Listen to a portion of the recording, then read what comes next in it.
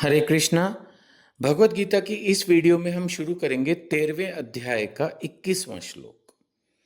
इसमें भगवान कह रहे हैं कि जो प्रकृति है, 21वें श्लोक में क्या भगवान कह रहे हैं कि जो प्रकृति है ये समस्त भौतिक कारणों और कार्यों की हेतु है। यानी जो कुछ भी इस भौतिक दुनिया में हो रहा है एक तरह से प्रकृति और प्रकृति के वो गुण उसको कंट्रोल कर रहे हैं। और जो जीवात्मा है, जो आत्मा है, वो इस संसार में विविध सुख दुख के भोग का कारण है। यानी एक तरह से दो चीजें बड़ी हैं। जैसे पिछले श्लोक में भी भगवान ने कहा कि प्रकृति और जीव को अनादि समझो, तो देखा जाए तो दो ही चीजें भगवान ने बड़ी कर दी, एक आत्मा और एक प्रकृति। तो जो कुछ भी भौतिक इस दुनिया में हो रहा है उसके लिए भगवान ने रिस्पॉन्सिबल ठहराया प्रकृति, नेचर को। और जो कुछ भी सुख दुख हमारे जीवन में हो रहा है उसके लिए जिम्मेदार ठहराया जीवात्मा को, जीव को। तो ये जो कुछ भी हो रहा है ये वही एक्सपीरियंस कर रहे हैं। तो दो चीजें इंपॉर्टेंट होगी जो शुरू से हैं, एक जीवात्मा और एक प्रकृति। 21वें श्लोक में भी भगवान ने कहा कि प्रकृति ही समस्त जितना भी कुछ भौतिक कारण कार्य हो रहा है उसकी हेतु, कारण है, रीजन है। और जो जीवात्मा है, पुरुष, वो इस संसार में जो भी सुख दुख हो रहे हैं उनके भोग का कारण है। तो हर चीज जो है ये इसी पर निर्भर है। आगे चलते हैं और इस बारे में 22वें श्लोक में क्या भगवान कह रहे हैं। भगवान कह रहे हैं जो जीव है वो प्रकृति के तीनों गुणों का भोग करता हुआ प्रकृति में ही जीवन बिताता है। यानी अभी तक भगवान 21, 20 और 21 श्लोक में बार बार बोल रहे हैं जीव प्रकृति, जीव प्रकृति। अब देखा जाए तो जीवात्मा भागेगा कहाँ? जब वो भौतिक दुनिया में आ गया तो ये भौतिक प्रकृति के अंदर ही जीवन बिताएगा। अब इतनी जल्दी यहाँ से भागेगा नहीं। भागेगा तभी, भगवान बुलाएंगे तभी जब उसकी इच्छा होगी। वो सब हम पढ़ चुके भक्ति योग और सारे चैप्टर्स में। और इसमें भी भगवान ने बहुत अच्छे से क्लियर किया था। 13वें अध्याय में भी एक पूरा 4-5 श्लोकों का संग्रह था, आप सुन चुके हो, कि उसमें भी अनन्य भक्ति आदि की बातें आई थी। तो वो तब होगा, अदरवाइज इस प्रकार जीव प्रकृति के तीनों गुणों का भोग करता हुआ, यहाँ पर उसको जो भी मैंने कहा ना, राजा बनने का शौक होता है, कंट्रोलर बनने का शौक होता है, वो शौक पूरे होते हैं। सो इस प्रकार जीव प्रकृति के तीनों गुणों का भोग करता हुआ प्रकृति में ही जीवन बिताता है, यानी भौतिक दुनिया में ही रहता है। यह उस प्रकृति के साथ उसकी संगति के कारण है, association with the material nature.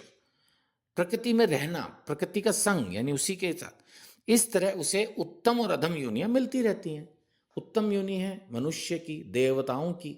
अधम योनियां तो फिर आपको पता ही है, जीव जंतु, पंछी, मछली। तो ये उत्तम अधम योनियों का जो चक्र है, इसी को बोलते हैं ना जन्म मृत्यु का चक्र, ये चलता रहता है और योनियां चेंज होती रहती हैं। नेचुरली भक्ति के माध्यम से ही इस चक्र को तोड़ा जा सकता है। 23वां श्लोक भगवान कह रहे हैं, अब फिर से परमात्मा पे आ गए भगवान। इस शरीर में लेकिन एक अन्य दिव्य भोक्ता है।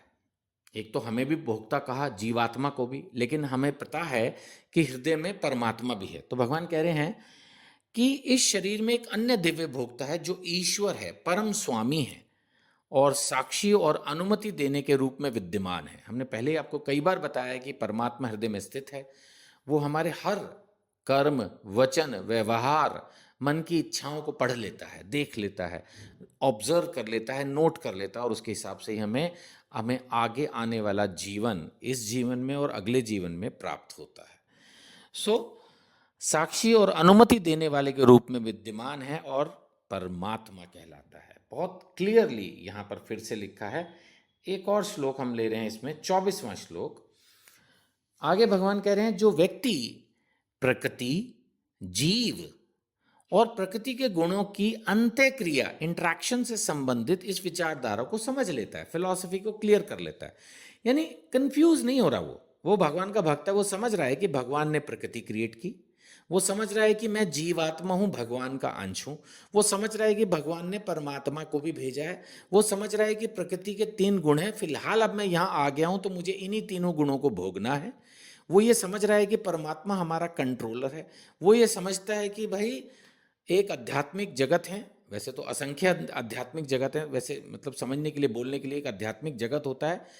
अगर मुझे अपने आध्यात्मिक नेचर के हिसाब से आध्यात्मिक जगत में जाना है तो मुझे अपने मन में आध्यात्मिक इच्छा करनी होगी, कृष्ण की भक्ति की इच्छा करनी होगी, फिर परमात्मा मुझे सच्चे गुरु से मिलाएगा।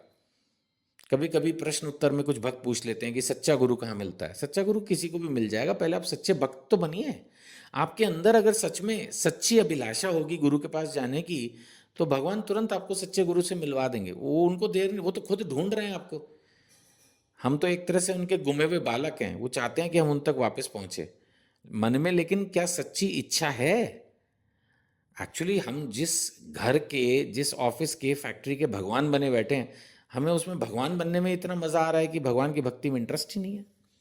खैर, सो भगवान कह रहे हैं कि जो व्यक्ति प्रकृति, जीव, प्रकृति के गुण, इनका जो आपस में इंटर रिलेशनशिप है, उससे संबंधित जो फिलॉसफी है, विचारधारा है, उसको समझ लेगा तो उसकी मुक्ति सुनिश्चित है। उसकी वर्तमान स्थिति चाहे जैसी हो, पर उसका पुनर्जन्म नहीं होगा, यानी फिर तो वो मोक्ष को प्राप्त हो ही जाएगा। जय हो। हरे कृष्णा।